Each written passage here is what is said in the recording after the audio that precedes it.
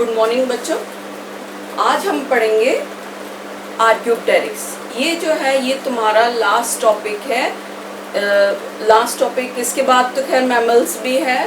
Birds जो है aves जो हम पढ़ रहे थे, क्लासिफिकेशन पढ़ा हमने, उसके बारे में कई चीज़, फ्लाइट मैकेनिज्म, पर्चिंग मैकेनिज्म, ये सब पढ़ी। और लास्ट टॉपिक जो है वो दो लास्ट टॉपिक हैं, एक है आर्क्योप्टेरिक्स और एक माइग्रेशन। ठीक है, तो मिसिंग जो आर्क्योप्टेरिक्स है ये इम्पोर्टेंट क्यों है हमें पढ़ने के लिए, क्योंकि ये हम कहते हैं ये एक मिसिंग लिंक है।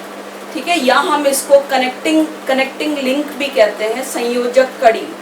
ठीक है, जैसे अभी तक हम पढ़ते आ रहे हैं कि जो भी एनिमल हैं बाद के, उनका उद्भव अपने पहले वाले से हुआ। तो जो रेप्टाइल्स थे उनकी उत्पत्ति, बर्ड्स, क्योंकि हम अभी एविस पढ़ रहे हैं, बर्ड्स पढ़ रहे हैं, तो बर्ड्स की उत्पत्ति रेप्टाइल से हुई। ठीक है, तो कोई चीज़ तो ऐसी होगी कि सीधे से रेप्टाइल से बर्ड नहीं बने। इसके लिए जुरासिक टाइम का एक, मतलब आज से लगभग 140 million years ago Jurassic time में एक फॉसिल मिला, मतलब उस टाइम का एक फॉसिल अभी मिला, जो जिसमें जब उसकी स्टडी की गई तो ये देखा कि उसमें बर्ड्स के भी कैरेक्टर थे, लक्षण थे, और रेप्टाइल के भी लक्षण थे। तो जब दोनों के कुछ कुछ लक्षण थे, पक्षियों के भी और सरीसृपों के भी, तो उसको ये स्टडी करी गई कि ये जो उसके बारे में जब उसको देखा, तो जब दोनों के कैरेक्टर मिले तो ये डिसाइड किया गया कि जो आर्क्योप्टेरिक्स है वो बर्ड्स और रेप्टाइल्स के बीच की संयोजक कड़ी है, मतलब एक मिसिंग लिंक, या हम कह सकते हैं कनेक्टिंग लिंक है। ठीक है, तो ये जो इसका जो जूलॉजिकल नेम है वो क्या है? आर्क्योप्टेरिक्स लिथोग्राफिका। आर्क्योप्टेरिक्स लिथोग्राफिका ये रेप्टाइल्स और बर्ड्स के बीच की मिसिंग लिंक या कनेक्टिंग लिंक है। ये आज नहीं है, बट इनके बेस पर हम बता सकते हैं कि इनकी उत्पत्ति रेप्टाइल से हुई। और इसको सबसे पहले जो थे एड्रियास वैगनर, एक साइंटिस्ट थे, उन्होंने इसके बारे में बताया था। ठीक है, अब इनके क्या होते हैं कि अगर हम इसको देखें तो ये देखो, इसको अगर हम देखेंगे तो ये कौवे जैसे दिख रहे हैं। ठीक है, तो कुछ, और इनकी जनरली जो भी बर्ड्स होती हैं, हम बर्ड्स में देखते हैं उनकी पूंछ जनरली बहुत लंबी नहीं होती।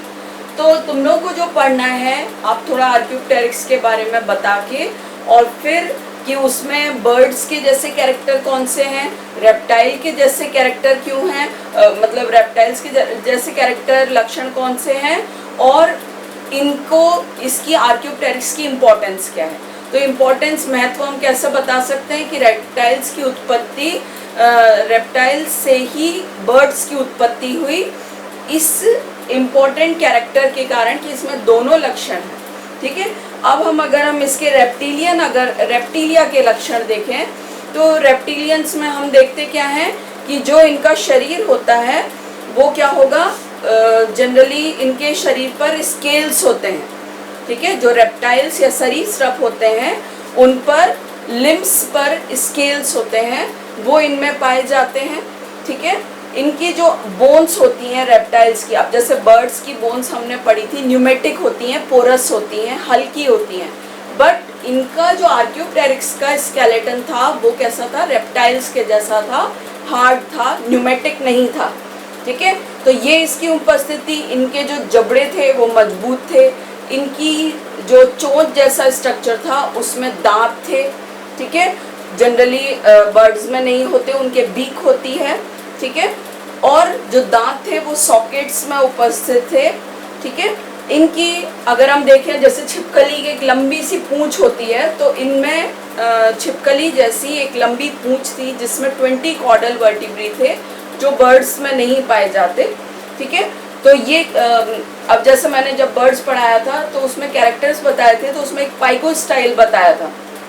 ठीक है, वो पाइगो स्टाइल इनमें नहीं पाया जाता है, जबकि पाइगो स्टाइल वो, क्योंकि उसमें कॉर्डल वर्टिब्री नहीं होते, तो आखिरी में एक पाइगो स्टाइल छोटी सी रह जाती है, तो वो इनमें आर्क्योप्टेरिक्स में नहीं था। ये रेप्टिलियन कैरेक्टर हो गया।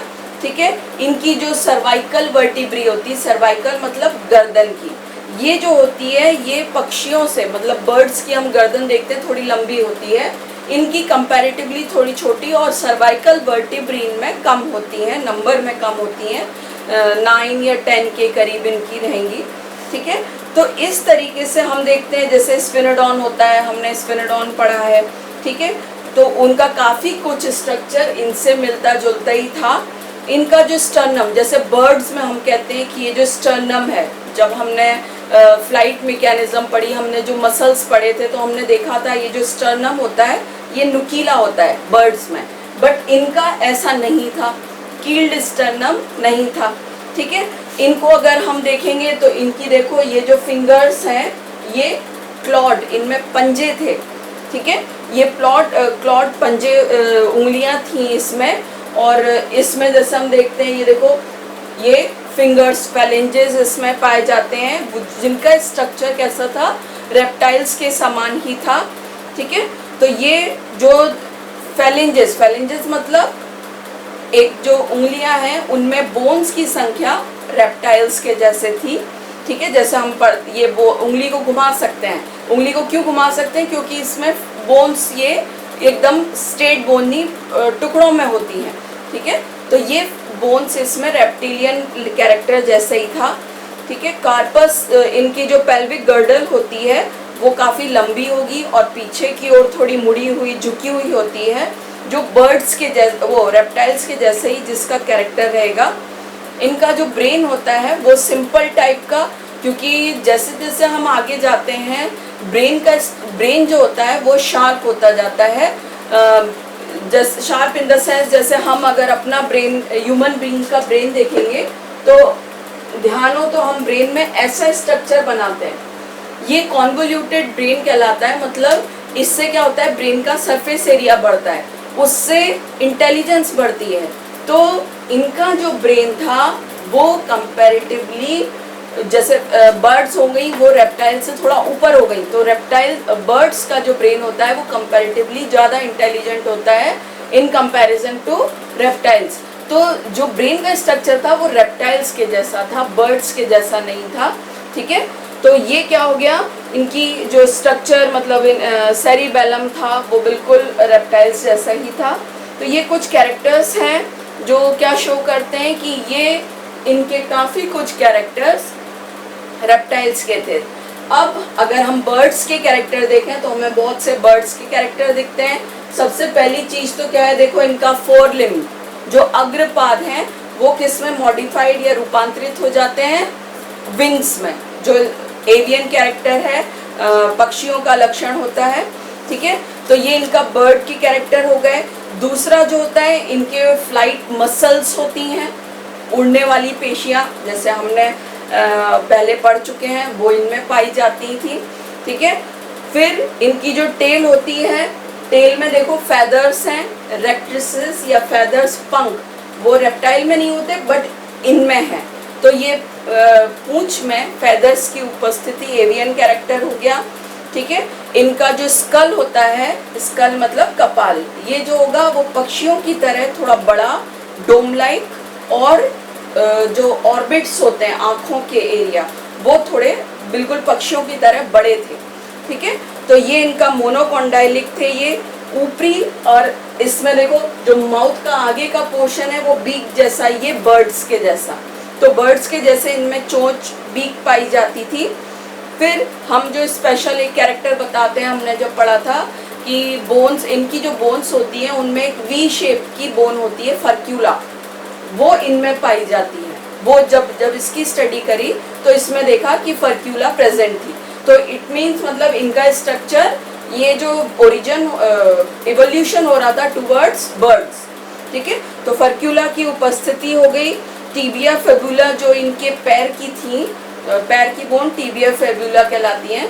तो जो पैर की बोन्स थी वो टिबिया फेबुला वो अलग अलग थी, बर्ड्स के समान थी, ठीक है। इनका जो पैर था टार्सो मेटास्टार्सस अस्थि से बना हुआ था, और पैर में 4 उंगलियां, 1 2 3 4 उंगलियां पैर में थी, और ये बाइपीडल, बर्ड्स के जैसे बाइपीडल लोकोमोशन, मतलब दो पैरों से चलने वाले थे, बाइपीडल लोकोमोशन, और पैर में इनके टार्सो मेटाटार्सस विद स्केल्स, जैसे कि रेप्टाइल्स में होता है, बर्ड्स में टार्सो मेटाटार्सस अलग अलग होती हैं, तो उस टाइप से इनमें भी थी। और पैर की जो चार, इनमें एक तो हो गया हेलक्स, अंगूठा, जैसे हमने बर्ड्स में पढ़ा था, और तीन आगे की तरफ, और ये पर्चिंग में हेल्प करती है। तो उसी टाइप से इनके भी हाइंड लिम्ब बर्ड्स के तरह से थे, ठीक है। और इनमें जो आईज थे, आईज के चारों ओर स्क्लेरोटिक ऑसाइकल, ये बर्ड्स में ही पाया जाता है, एक वो चीज इनमें प्रेजेंट थी। तो इस टाइप से हम देखते हैं कि आपको रेप्टिलियन कैरेक्टर और बर्ड्स के कैरेक्टर दोनों इसमें बताना है। और इम्पोर्टेंट जो हमने एक चीज़ बताई कि अगर जब आपको आर्क्योप्टेरिक्स पर लिखने के लिए आता है तो आप पहले उसके बारे में, फिर एवियन कैरेक्टर, रेप्टिलियन कैरेक्टर, फिर उसका महत्व बता ही सकते हो, क्योंकि इसी फॉसिल की स्टडी के बेस पर आप ये बता सके कि बर्ड्स का इवोल्यूशन रेप्टाइल से हुआ, ठीक है। तो ये जो इवोल्यूशन है ये रेप्टिलियन और एवियन दोनों लक्षण मिलने के कारण, और इसी के मतलब आप दोनों को बेस लेके इसका पूरा महत्व बता के, क्योंकि इसी से हमें आगे जाके बर्ड्स की एंसेस्ट्री या पूर्वज के बारे में पता चलता है, ठीक है। तो ये पक्षियों में मतलब जो हम कहते हैं कि अब ये आप पढ़ोगे बर्ड्स में, क्यों? क्योंकि इसके तीन इम्पोर्टेंट कैरेक्टर हो गए कि अस्थियों का, रेप्टाइल अस्थियों का जो अलग से हम डिफरेंशिएटेड कैरेक्टर है जो रेप्टाइल्स में पाया जाता है कि अस्थियों का न्यूमेटिक ना होना, ठीक है।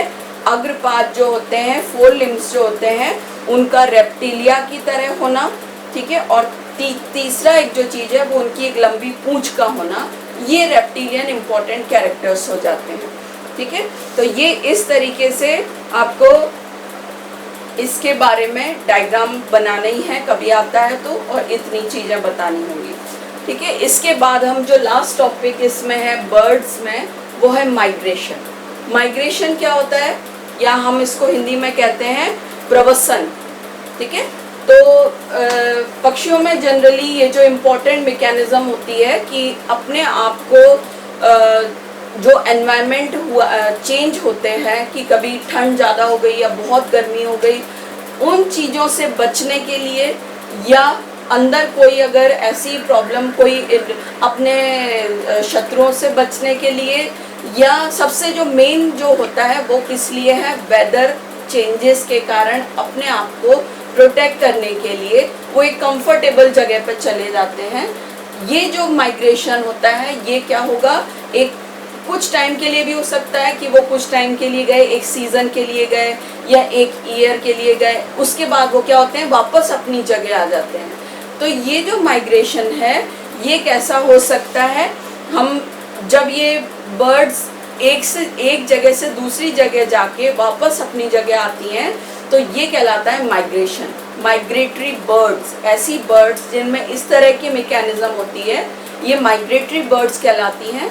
और जब कुछ बर्ड ऐसी होती हैं कि वो एक जगह से दूसरी जगह गई और फिर उन्होंने वहीं रह गई, या कुछ बर्ड ऐसी होती हैं जो एक ही एरिया में रहती हैं, वो माइग्रेशन कभी नहीं करती, तो ऐसी बर्ड्स को रेसिडेंट बर्ड कहते हैं, ठीक है। तो दो पूरी जो बर्ड्स होती हैं, हमने एक तो माइग्रेटरी बर्ड और एक रेसिडेंट बर्ड, हमें जो पढ़ना है वो माइग्रेटरी बर्ड्स पढ़ना है, ठीक है। तो माइग्रेशन एक इम्पॉर्टेंट एडेप्टेशन हो गया, अनुकूलन हो गया, अपने आप को वेदर के अनुकूल करने का या अडेप्ट करने का, ठीक है। तो ये जो माइग्रेशन होता है इसमें अब अगर हम देखेंगे माइग्रेशन के प्रकार, अब ये डिफरेंट ये तुम लोग को नोट्स में भी सब दिया हुआ है, तो आप पहले माइग्रेशन के बारे में डेफिनेशन ये सब बता के, और इसके बाद में इसको आप इसके टाइप्स बताओगे, इस वे में इसको डिफाइन करना है, ठीक है। तो सब जैसे हम एक सबसे अच्छा एग्जांपल कोयल होती है, कोयल नाम सबने सुना ही होगा। तो ये क्या होता है, जब बसंत ऋतु स्टार्ट होती है तो ये क्या करती है, उत्तरी भाग से मैदानों की ओर चली जाती है और वहाँ पे अंडे देती है, ठीक है।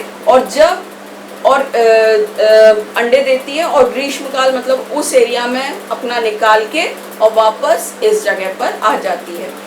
ठीक है, अब जैसे हम एक और एग्जांपल बता सकते हैं माइग्रेशन में सबसे अच्छा वैगटेल्स। ठीक है, वैगटेल्स भी एक जो हम खंजन पक्षी जिसका नाम कहते हैं, ये जो होती है जब बहुत ज़्यादा ठंड हो जाती है तो ये शरद ऋतु या शीत ऋतु मतलब अपना पास करने के लिए ये कहाँ से, साइबेरिया और मंचूरिया, मतलब वहाँ पे इतनी ज़्यादा ठंड पड़ती है कि ये वहाँ से भारत में आ जाते हैं उस टाइम में, और यहाँ पर तब समर स्टार्ट ही हो जाते हैं। तो यहाँ पर ये वो सीज़न निकाल के, और जब साइबेरिया और मंचूरिया वहाँ पर जब नॉर्मल वहाँ पर सीज़न हो जाता है तो ये वापस वहाँ चले जाते हैं। तो आप ऐसे एग्जाम्पल देके उसमें समझाओगे।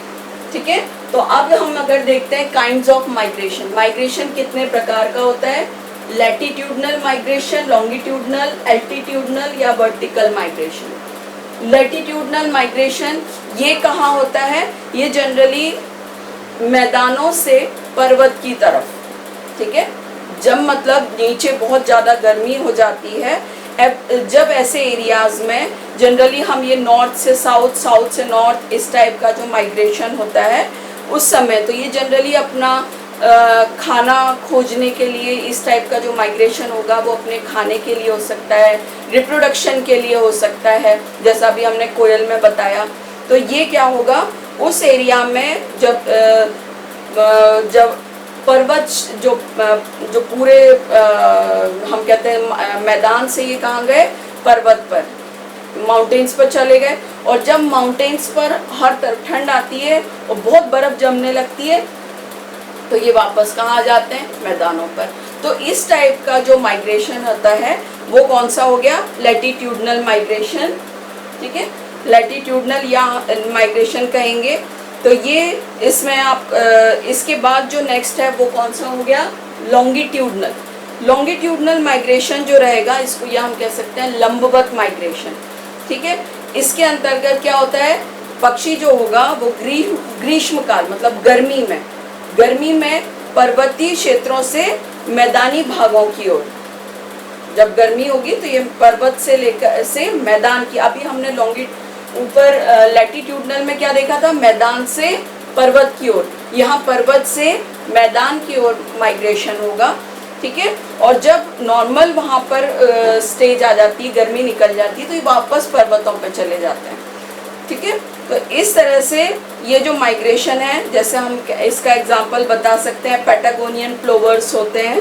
ठीक है, ये ग्रीष्म ऋतु में फॉकलैंड द्वीप, फॉकलैंड एक आइलैंड है, वहाँ पर चले जाते हैं, और वहाँ पर सितंबर अक्टूबर में इनमें रिप्रोडक्शन होता है, और फिर वापस ये वहाँ पर लौट जाते हैं। तो ये हो गया लॉन्गिट्यूडनल। एल्टीट्यूडनल या वर्टिकल माइग्रेशन, वर्टिकल मतलब इस टाइप से, तो जैसे माउंटेन की, पहाड़ों की चोटियाँ होती हैं, कुछ ऊंची कुछ नीची, फिर कुछ ऊंची फिर कुछ नीची, तो बर्ड्स क्या होता है अपने अकॉर्डिंग रिप्रोडक्शन के लिए या भोजन की खोज में या एनवायरनमेंट से चेंजेस से बचने के लिए नीची चोटी से ऊंची चोटी की ओर, और जब नॉर्मल हो जाता है तो वापस उस चोटी की ओर। तो जब इस टाइप का पर्वत की चोटियों में जब माइग्रेशन होता है तो ये कहलाएगा एल्टीट्यूडनल या वर्टिकल माइग्रेशन। ठीक है, तो इसमें एग्जांपल आप बता सकते हो, कॉमन वुडकॉक, बुशचैट। ठीक है, ये स्कोलोपैक्स, रस्टिकोला, ये बर्ड्स के नाम हैं। तो ये इसमें सबसे ये विलो पेटिंगर ऑफ साइबेरिया, ये इसी टाइप के माइग्रेशन करते हैं। अब आप आते हो पीरियड्स ऑफ माइग्रेशन। माइग्रेशन किस समय हो रहा है, समर में हो रहा है, विंटर में हो रहा है, कुछ टाइम के लिए हो रहा है, या बर्ड्स का पैसेज, उनका रास्ता क्या है। ठीक है, तो अगर हम समर माइग्रेशन देखेंगे तो इस टाइप का, समर में नाम से ही क्लियर है, ग्रीष्म ऋतु में होने वाला प्रवसन या माइग्रेशन। तो ये इस टाइप के माइग्रेशन में बसंत ऋतु में ये क्या होते हैं, उत्तरी क्षेत्रों में चले जाते हैं, और ग्रीष्म काल जब खत्म हो जाता है, ग्रीष्म काल के अंत या शरद ऋतु में ये वापस लौट आते हैं। तो समर में इनका माइग्रेशन होता है, ये उस गर्मी को अवॉइड कर देते हैं। इसका एग्जांपल आप स्विफ्ट बर्ड का नाम हो गया, स्वेलोज, नाइटिंगल्स, ये सब में क्या होगा, ये अपने प्रजनन के लिए या नेस्टिंग घर बनाने के लिए इस टाइप का माइग्रेशन करते हैं। दूसरा आता है आपका विंटर माइग्रेशन, विंटर या ठंड में। तो इसका मतलब क्या हुआ, ठंड को अवॉइड करने के लिए उस समय ये प्रवसन करेंगे।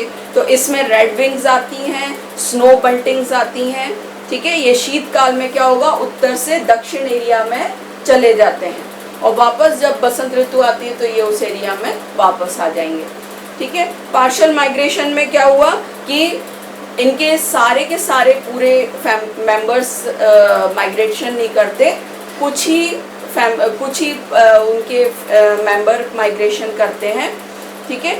और कुछ जो होते हैं वो दूसरे स्थान पर स्थानांतरित हो जाते हैं और नॉर्मल टाइम आने पर वापस आ जाते हैं, ठीक है। फिर आपका आ जाता है बर्ड्स ऑफ पैसेज। कुछ जैसे सेंट पाइपर बर्ड का नाम लिया है, सेंट पाइपर्स या ग्रेट स्पाइंस जो हम बर्ड्स, ग्रेट स्नाइप्स जो बर्ड्स होती हैं वो क्या होती हैं कि मान लो उड़ के जा रही हैं कहीं और उनको अगर खाने के लिए या आराम के लिए एक जगह पे वो कुछ टाइम के लिए रुक जाती हैं, ठीक है। वो उनको जाना तो कहीं और था बट वो कुछ टाइम के लिए रेस्ट के लिए खाने के लिए एक जगह पे अगर रुक गई तो हम इसको बर्ड पैसेज माइग्रेशन कहते हैं कि अपने रास्ते में कुछ टाइम के लिए होल्ड करना, रुकना, वहाँ पे रही और फिर चल देती हैं वो, ठीक है। तो ये इस टाइप से होता है, मतलब मेन इसका पर्पस क्या हो गया, रेस्ट के लिए।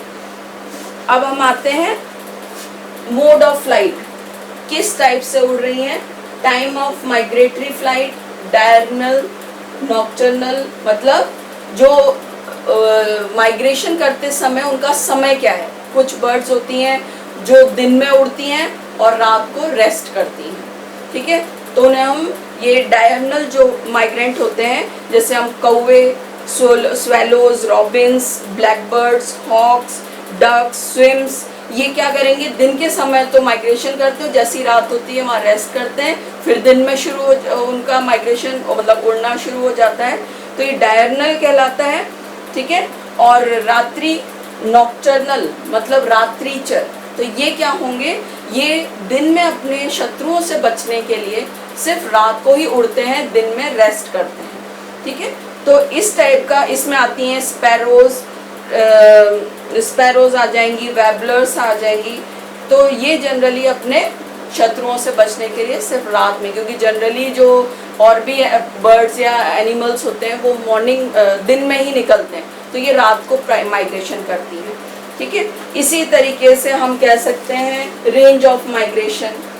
कुछ बर्ड्स होती है, रेंज मतलब दूरी, कि कुछ तो 2-3 किलोमीटर्स उड़ती हैं, कुछ थाउजेंड्स ऑफ किलोमीटर माइग्रेशन करती हैं, ठीक है। और कुछ एक जैसे रहती हैं, आर्कटिक टर्न जो पक्षी होता है वो लेब्राडोर से लेकर एंटार्क्टिक तक 11,000 मील तक, 11,000 मील तक की दूरी तय करते हैं, ठीक है।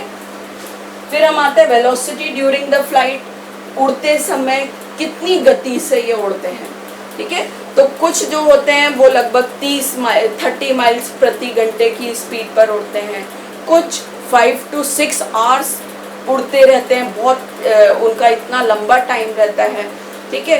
कुछ 150 से 200 माइल्स प्रति घंटे पे उड़ते हैं। इसमें अगर हम देखते हैं सबसे अच्छा गोल्डन प्लोवर जो एक पक्षी होता है वो 2400 माइल की दूरी तय करता है, ठीक है। मतलब वो जो होगा वो कहाँ से, हडसन खाड़ी अलास्का से दक्षिण अमेरिका तक इसकी यात्रा होती है। तो ये सबसे लंबी दूरी की गोल्डन प्लोवर करता है, इसका रिकॉर्ड है, ठीक है। अब हम आते हैं altitude of flight. Altitude of flight मतलब कितनी ऊंचाई पर। कुछ पक्षी होते हैं जो जमीन से कुछ ऊंचाई पर उड़ते हुए अपनी माइग्रेशन करते हैं, कुछ हैं जो 3000 फीट की ऊंचाई तक करते हैं, कुछ हैं जो एवरेस्ट के ऊंचाई तक 20,000 फीट की ऊंचाई तक उड़ते हुए माइग्रेशन करते हैं। तो ये भी डिपेंड करता है कि बर्ड अलग अलग उनकी स्पीड के, अलग अलग उनके शेप के अकॉर्डिंग, उनके उड़ने की स्ट्रेंथ के अकॉर्डिंग ये हाइट पर, अलग अलग हाइट पर माइग्रेशन करते हैं, ठीक है। तो ये इस तरह से हो गया। अब हम इसमें पढ़ते हैं routes of migration, method of way finding. Routes of migration जैसे हमने बताई दिया कि माइग्रेशन जो रेगुलरिटी, कि कुछ जो पक्षी होते हैं वो रेगुलर बेसिस पर माइग्रेशन करते हैं कि हर सीज़न में वो वहाँ जाते हैं। कुछ होते हैं जो एक ईयर माइग्रेशन करते हैं, दूसरी ईयर नहीं करते, फिर थर्ड ईयर करेंगे। तो इस तरह से रेंजेस होती हैं उनकी, ठीक है। रूट्स ऑफ माइग्रेशन कि कुछ जो होते हैं, कुछ बर्ड्स होती हैं वो एक ही रास्ते से जाते हैं और उसी रास्ते से वापस आते हैं। कुछ बर्ड्स होती हैं जो माइग्रेशन के लिए एक रास्ता चुनती हैं जाने के लिए और दूसरे से वापस आती हैं, और नेक्स्ट ईयर वो दूसरा रास्ता चुनती हैं। तो इस तरह से जो रूट होता है वो बर्ड्स अपने अकॉर्डिंग सिलेक्ट करती हैं। अब इसकी अब ये जो माइग्रेशन हो रहा है, हम कह सकते हैं कि ये क्यों, किस बेस पर हो सकता है, ठीक है। तो माइग्रेशन जो होगा वो डिपेंड किस पर करता है, इनकी जो प्रॉब्लम्स हम कह सकते हैं। तो प्रवासी पक्षी जो होते हैं, मतलब जैसे क्या करते हैं कि कुछ उन्होंने आइडेंटिफाई कर लेते हैं कि ये पर्वत श्रेणी है या ये लैंडमार्क है, उसके बेस पर उसे पहचानते हुए वो उड़ते हैं, ठीक है। कुछ का अर्थ का मैग्नेटिक फील्ड उनको अट्रैक्ट करता है। कुछ जो होते हैं उनको चंद्रमा और तारों की वो पोजीशन देख के माइग्रेशन करते हैं, उनमें मतलब उससे इनिशिएट होता है कि माइग्रेशन करना है। कुछ जो होते हैं वो अपने जो आगे की जो पीढ़ी होती है उनको फॉलो करते हैं, इस तरह माइग्रेशन होगा, ठीक है। और कुछ जो होते हैं उनमें हेरिडिटिकली अपने आप ही माइग्रेशन की प्रोसेस होती है। तो इस तरह से हम कह सकते हैं माइग्रेशन या प्रवसन के कई कारण हो सकते हैं कि अपने आप ही उपजते हैं कि जब जिस समय बर्ड्स में गोनेड्स जनक बनने लगे तो वो जैसे ही रिप्रोडक्टिवली एक्टिव होने लगे वो दूसरी जगह चले जाते हैं। एक ये कॉज हो गया माइग्रेशन का, ठीक है। कुछ एटमॉस्फेरिक की गर्मी बढ़ी, सर्दी बढ़ी, ठीक है, इस तरह से भोजन की कमी हुई, दिन छोटे हो गए, कभी दिन बड़े हो गए, इस टाइप के जब उद्दीपन मिलते हैं तो वो माइग्रेशन के लिए निकलते हैं, ठीक है। कुछ में मेटाबॉलिक चेंजेस होते हैं, उनमें फैट डिपोजिशन, वसा का संग्रहण होने लगता है, जिससे उनमें माइग्रेशन की इच्छा होती है और वो उस तरफ चले जाते हैं, ठीक है। कुछ में थायराइड ग्लैंड हार्मोन सिक्रीट करने लगती है और वो माइग्रेशन करते हैं। तो ऐसे बहुत सारे कारण हैं जिनसे माइग्रेशन हो सकता है, ठीक है। तो इस तरह से आप इनके सिग्निफिकेंस भी बता सकते हो। माइग्रेशन के लाभ बहुत से हैं कि इनको ये प्रजनन रिप्रोडक्शन के लिए इनको उचित वातावरण मिलता है, ठीक है। प्रतिकूल जो एडवर्स मौसम सीज़न होता है उससे वो बच जाते हैं, इनको उस जगह पे जाके खाने की कमी नहीं रहती, ठीक है। और शीतकाल से गर्म पर और गर्म से ठंडे पर ये अपने आप को स्टेबल कर लेते हैं। और इसके नुकसान भी हैं क्योंकि माइग्रेशन के दौरान किसी अगर शत्रु ने इन पे हमला कर दिया तो ये इनकी डेथ हो सकती है। रास्ते में कोई मौसम का परिवर्तन हुआ, हवा, आंधी, तूफान कुछ भी आए तो ये मर सकते हैं, ठीक है। तो ये इस तरह से इसका निगेटिव चीज़ भी है पर फ़ायदा ज़्यादा है। तो ये आपके लास्ट 2 टॉपिक हैं बर्ड्स में, ये कंप्लीट हुए। नेक्स्ट क्लास से हम मैमल्स से स्टार्ट करेंगे। Okay, thank you.